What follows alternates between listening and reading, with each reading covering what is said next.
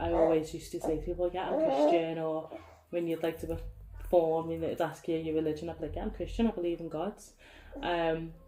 So I always believed I was a Christian, even though I didn't pray really, didn't really know much about Jesus. I just thought because I believe in God and I've been to church when I was a kid, I was a Christian. So then I first started going to Phillies. I first knew about Phillies when I had Jackson, my son, and my friend, one of my other mum friends, was like, there's a kids group on, it's up there, let's go, it's really good. So I was like, okay. When I first was going, it was just more like a kids group for Jackson, just somewhere for him to go, but in there they do like a sit round where someone tells the story and talks a little bit about what God's done in their lives. And the first few I was like, oh yeah, that's interesting, or oh, okay, yeah, this is actually interesting. And there was a couple of significant stories in there. And I was like, okay, actually, God's done some really, really great work in their lives. I'm actually interested. And I actually started actively paying attention to that. And then I was going to mini Phillies for at least a year, to be honest. And I never thought about going to church or wanting a relationship with God, wanting a relationship with Jesus, or anything like that.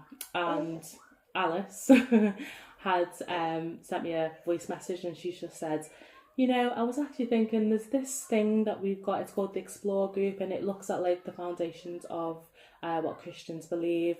I think that'd be really good for you if you were interested. And I don't know, it was a bit like, well, I'll see what this Explore group is. It's not going to hurt to just learn a little bit about, what Christians believe.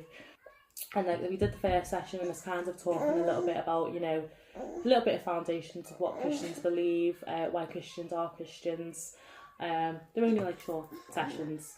And then the following week was the session on sin.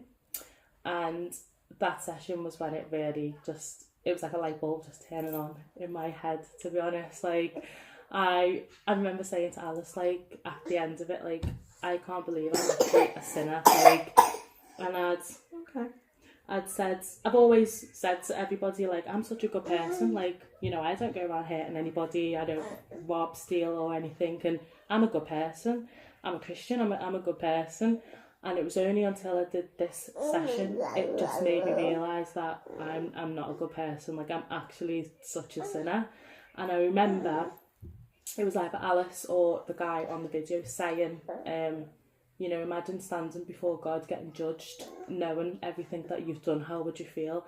And I remember at that minute, I felt mortified. I was thinking, like, I would be ashamed. Like, I wouldn't want anyone to know some of the things I've thought or some of the things I've done.